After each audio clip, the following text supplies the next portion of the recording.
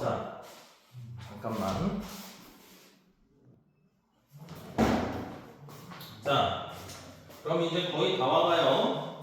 자, 그러면 이제 지각이나 생명체를 구성하는 물질. 자, 이쪽 파트를 이제 우리가 좀 봐야 되는데, 자, 여기서는 뭐 기본적으로 나오는 게, 자, 일단 구성하는 원소의 비. 우주는 수소나 헬륨이 대부분이고요. 지구는 철산규마지, 철산규마.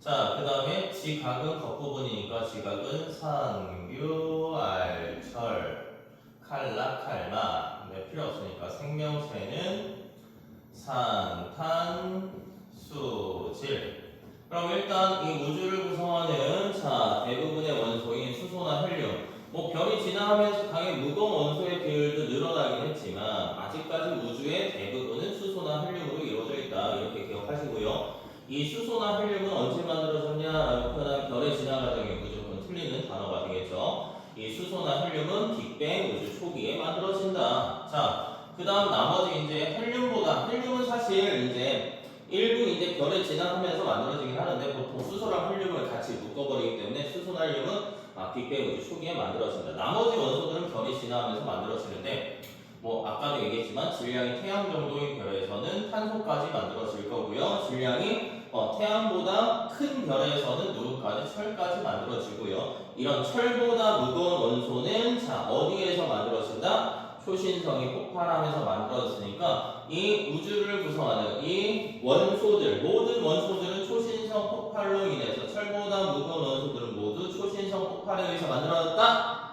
하면 된다 안 된다? 안 된다 했죠. 인위적으로 만들어진 것도 있으니까. 자, 아무튼 그 정도까지 기억을 하셔야 됩니다. 자, 그러면 우리가 이 중에서 자, 지각을 구성하는 물질 보면은요. 기본적으로 규산형 사면체라고 표현해요. SiO4. 그래서 보면 SiO4. 자, 얘는 4-.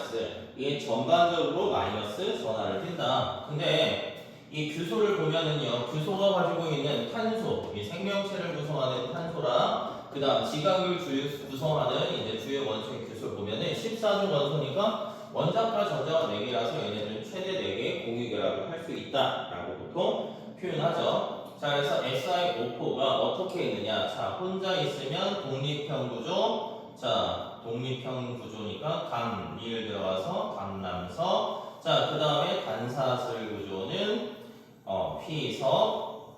자, 복사슬은 CO 들어가니까 각성서.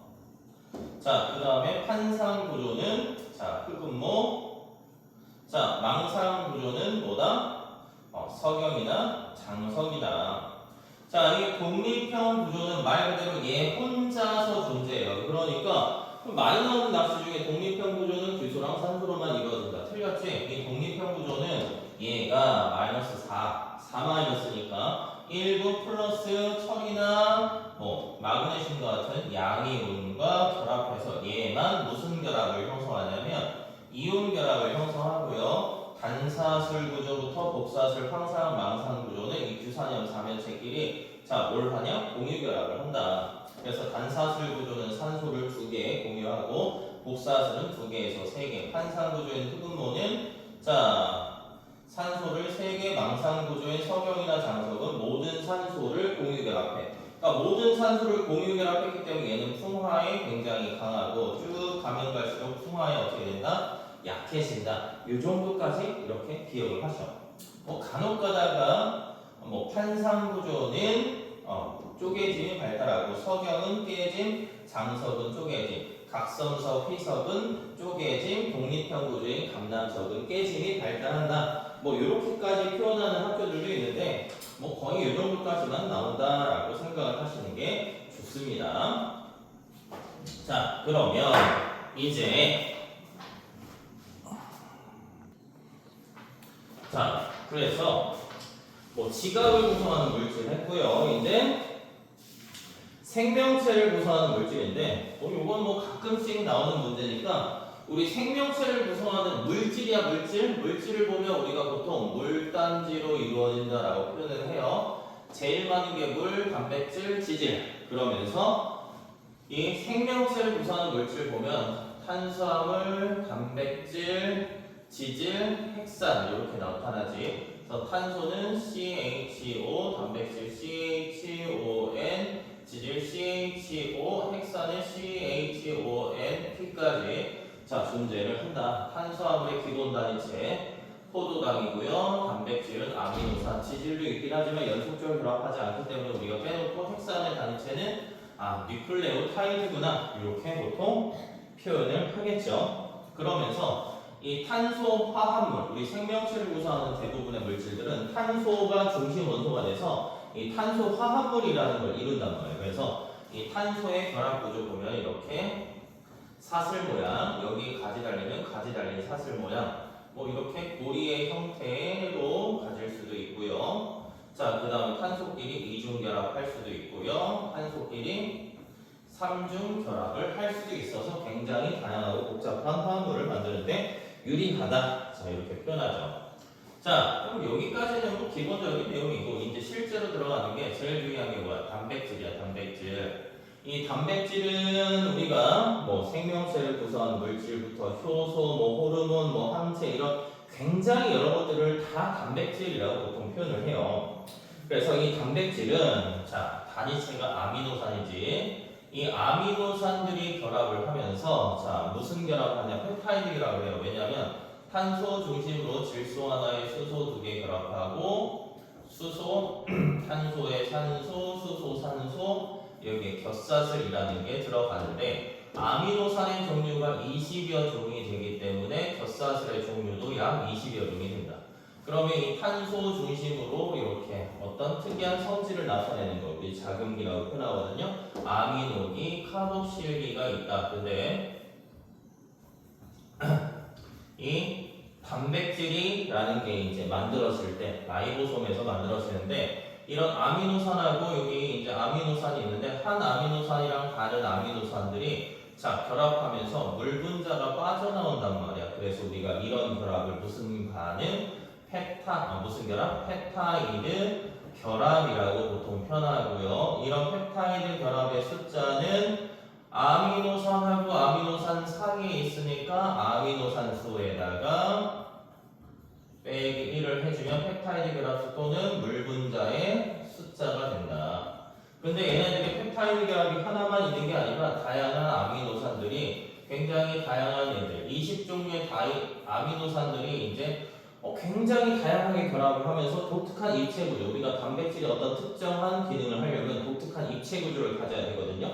그러니까 그런 독특한 특유의 입체 구조를 갖게끔 만들려면 굉장히 20종류가 어떻게 결합하는 순서나 배열 방식에 따라서 많이 만들 수 있으니까 거의 이론적으로 무한대 이상의 이런 단백질을 만들 수 있다. 자, 아무튼 그래서 이런 식으로 구부러지고 접하면서 어떤 특정한 단백질을 만든다라는 것까지 기억을 하시면 되는데 이런 애들 보면 펩타이드 결합이 좀 많잖아요. 그래서 이 펩타이드 결합이 많이 있는 걸 우리가 무슨 결합? 폴리펩타이드라고 표현을 해요. 그러면서 얘네들 다양한 입체 구조로 만들어진다라는 거 꼭 기억을 하셔야 됩니다. 이런 단백질 같은 경우는 뭐 적혈구를 구성하는 게 뭐 헤모글로빈이고요. 자, 피부나 연골, 뼈 이런 것들은 콜라겐 단백질. 자, 머리카락이나 손톱은 케라틴.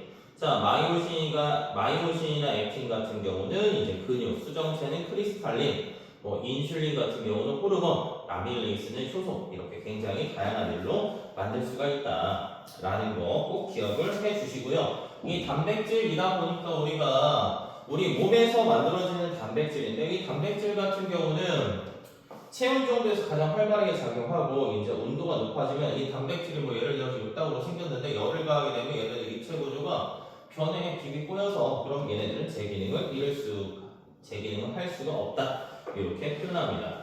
자, 두 번째는 이제 핵산입니다. 핵산. 자, 핵산은 자 여기 보면 산이지 그치? 그래서 얘는 산성 물질이고요. 핵산의 기본 단위체는 뉴클레오타이드예요. 뉴클레오타이드고요. 이 뉴클레오타이드라는 건 인산하고 당이랑 염기라는 애가 1대1대1로 결합을 해요. 그래서 여기 염기 들어가니까 염기성 아니죠? 핵산이기 때문에 산성이다 라고 우리가 보통 표현을 하는 거야.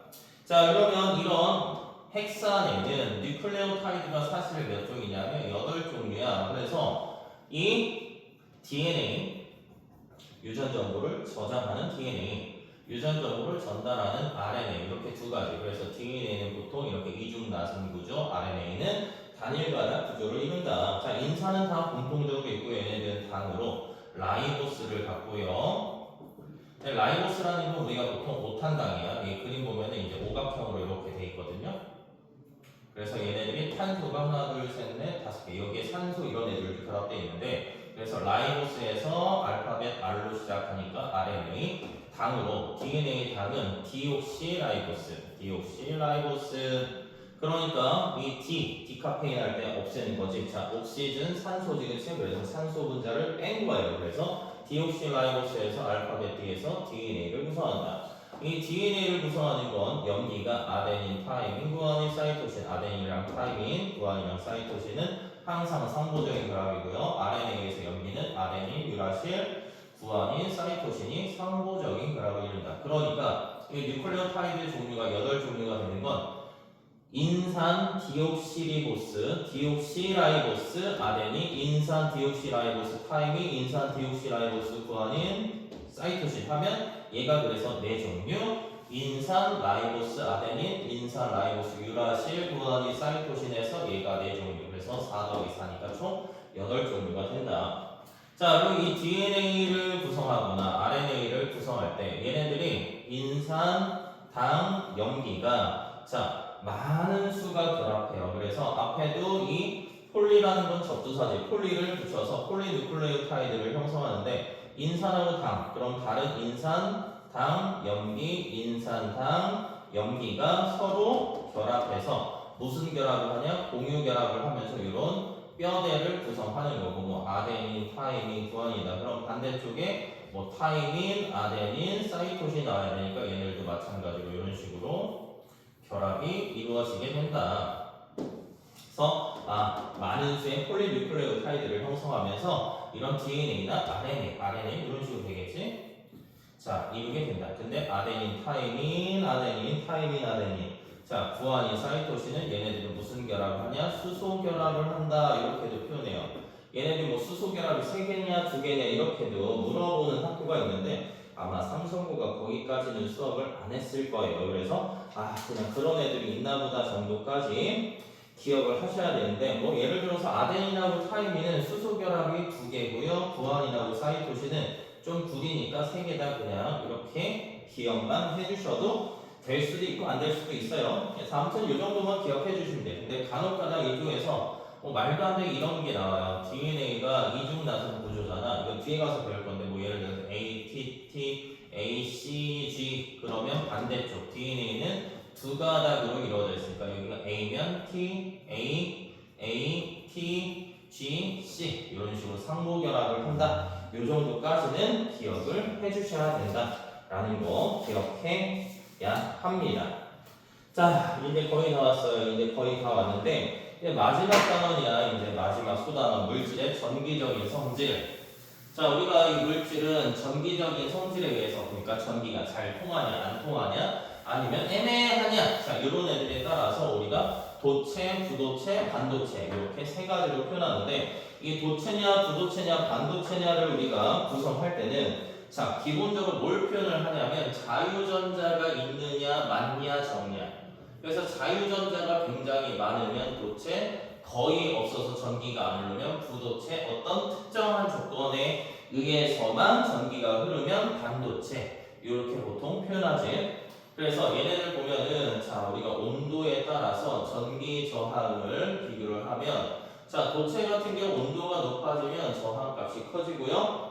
부도체나 반도체는 온도가 높아지면 저항이 낮아지긴 하는데, 얘 부도체는 온도에 따라서 저항이 너무 높아, 넘사야. 근데 반도체 같은 경우는 이렇게 상대적으로 좀 낮은 편이다 정도까지 기억을 해주시면 될 것 같아요. 자, 그러면 실제로 이 중에서 제일 많이 나오는 형태가 뭐가 나오냐? 자, 이 반도체라는 게 나와요. 이 반도체. 그래서 우리가 이 반도체를 이용하는 거 굉장히 중요한데, 이 반도체를 보면 순수한 애들이니까 다른 게 안 섞이지, 그치? 그러니까 뭐 보통 원자과 전자가 4개인 규소 또는 보통 점화유를 이용해서 이제 만드는 애들인데 얘네들은 14조 원소니까 얘네들이 이제 규소를 가지고 보면은 얘네들이 이제 규소가 이제 쭉 공유결합해. 아, 전자가 남는 애가 없어요. 그래서 순수 반도체는 순수한 애니까 얘는 전류가 흐르지 않아요. 그러니까 내가 뭐 어떤 조건을 변경시켜서 이 전기적인 성질의 변화를 시키기 위해서 자, 뭘 하냐면 여기서 도핑이라는 걸 해요. 우리 불법 약물 도핑이잖아요. 그래서 도핑을 한다. 이 정도 기억하시면 돼요. 그러면 도핑을 하는데 이 규소가 이제 14조 원소인데 여기에 13조 원소를 집어넣으면 우리 이 뒤에서 앞에서 이제 옥텟 규칙을 배웠잖아. 그럼 전자 8개가 차야 되는데 얘는 4개, 얘는 3개야. 그럼 전자가 하나 남잖아요. 그렇지? 전자 자리가 하나 비어요. 요런 애들은 이제 플러스를 띠는 양봉이라고 표현하고 이렇게 전자가 하나 남아. 기분이 좋아. 전자 자리가 하나 남으니까 뭔가 채울 수 있으니까 기분이 좋아. 그래서 긍정적인. 그래서 P형 반도체가 되는 거고요. 여기에 15족 원소를 집어넣으면 15족이니까 13족에다가 14족 원소에다가 5족. 그러면 8개 차고 전자가 하나 남지. 그럼 자유전자가 하나 존재한단 말이야. 그럼 이런 자유전자가 하나 존재하기 때문에 전자가 하나 더 있어. 원래 안정한 거에서. 그러면 부정적이야. 그래서 네거티브에서 N형 반도체 이렇게 표현을 할 수가 있습니다. 그러면 이런 반도체들을 이용해서 우리가 보통 많이 나오는 것 중에 하나가 순방향, 역방향으로 전류를 흐른다. 자, 요것들도 가끔 나오긴 하는데 예를 들어서 이제 P형 반도체랑 N형 반도체를 접합해서 만든 게 우리가 다이오드거든요. P형 반도체 플러스 N형 반도체 마이너스를 연결했을 때가 순방향이야. 그럼 이런 순방향인 애들은 자, 마가 되지, 그렇지? 그래서 이 순방향일 때는 우리가 보통 전류가 흘러요. 전류가 흐르는구나. 자, 근데 이 다이오드에서 P형, N형에서 마풀하면 얘는 역방향, 얘는 전류가 흐르지 않는다. 이 정도까지만 그냥 간단하게 기억을 해주시는 게 훨씬 좋아요. 그래서 순방향, 역방향은 그것까지 우리가 정확하게 기억을 해야 됩니까? 그러면 하시면 좋긴 하지만 몰라도 크게 상관은 없다. 대신에 이런 반도체 소재가 어디에 사용되냐. 그래서 기본적으로 이 다이오드는 자, 증폭작용. 아니다. 이 다이오드 같은 경우는 전류를 한 방향으로 흐르게 해요. 우리가 일반적으로 교류라고 표현하는 애는 자, 전기가 플러스랑 마이너스 이렇게 왔다 갔다 하는데 얘가 이때 플러스일 때는 흘러, 이때는 흐르는데 마이너스가 되면 거꾸로 되니까 안 흘러. 그러면 이걸 직류로 바꿔주는 게 우리가 뭐라고 표현하냐면 정류작용이라고 얘기를 하고요. 다이오드. 그 다음에 이제 이런 반도체를 3개 결합한 게 트랜지스터가 나오거든요. 이 트랜지스터 같은 경우는 증폭, 신호를 크게 하거나 스위칭 작용. 그러니까 켰다 껐다. 우리가 보통 이 전자기기들 같은 경우 0과 1로 이루어진 신호로 만들어지지. 자, 그 다음에 이제 발광 다이오드. 전류가 흐르면 불이 켜지는 거. 자, 그 다음에 이제 유기 발광 다이오드. 얘네들은 유기 발광 다이오드는 이제 비슷한 개념이긴 한데 이 유기 발광 다이오드는 얘도 빛이 전류가 흐르면 빛이 흐르는데 얇기 때문에 이제 휘어질 수도 있고 그러면서 여러 가지 것들을 만들 수가 있다. 자, 그 다음에 이제 직접 회로라는 게 있어요. 이제 직접 회로. 그래서 직접 회로. 그래서 얘네들 같은 경우 많은 트랜지스터를 좁은 구역에 따다다다다 하는 거야. 그래서 얘네들은 신호를 빠르게 전달해 줄 수 있는 것들을 우리가 직접 회로다라고 표현을 한다. 그래서 여기까지 해서 우리가 중간고사 범위 정리를 마무리를 하도록 합시다. 자, 들어서 고생하셨습니다.